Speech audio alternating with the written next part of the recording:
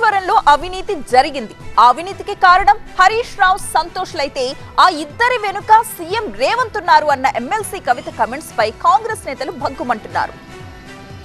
వాస్తవం కవిత గారు చెప్తేనే ప్రజలు నమ్ముతారనే ఉద్దేశంతోనే ఈ కరప్షన్ అంతా కారణం హరీష్ రావు గారు, సంతోష్ రావు గారు అని చెప్పారు. సరే, ఇప్పటికైనా హరీష్ రావు గారు, సంతోష్ గారు బయటకు వచ్చి యథార్థం ఏదో ఒప్పుకొని ఆ పశ్చాత్తాపడితే సగం సమస్య పరిష్కారం అయింది.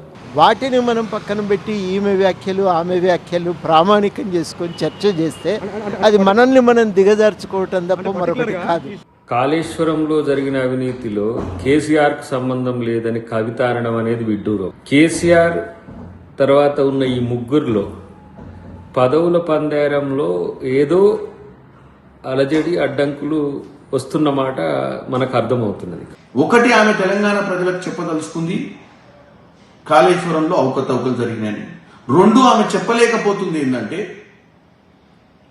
నేను, మా అన్న, మా నాయన ముగ్గురం ఒక కుటుంబ సభ్యులమైతే, అంటే వాళ్ళ అన్న అంటే సొంత అన్న కేటీఆర్, మా హయాంలో దోచుకున్న డబ్బు వీళ్ళిద్దరికి వాటాలు ఎందుకు వేసిర్రు?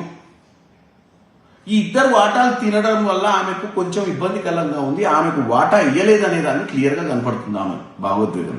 అమరవీరుల ఆత్మ ఘోషిస్తాను మీరు చేయబట్టి. ఒక ఉద్యమం పేరుతోటి అంతమంది విద్యార్థులను చంపి మీరు ఇవాళ వారి పేరు మీద కేవలం మీద పేలాలు ఎరగతింటారు. సిగ్గు, శరం, లంచ ఉండాలి.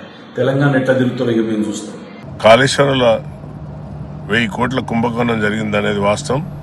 ఆ వాస్తవం ఈరోజు కవిత మీడియా ముందుకు వచ్చి పెట్టడం చాలా హర్షణీయం.